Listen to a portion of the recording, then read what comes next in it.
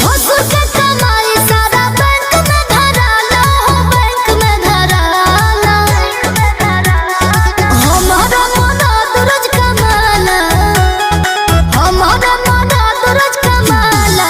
घर घर बैठल बैठल खाला, कहियो मार देब रसोई घर में ताला।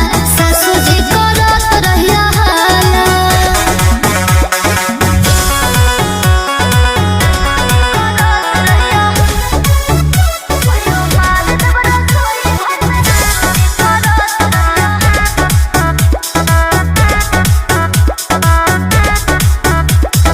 दिन भर किचन में करतानी ड्यूटी, ससुर में रोइनी जब से घट गई ड्यूटी।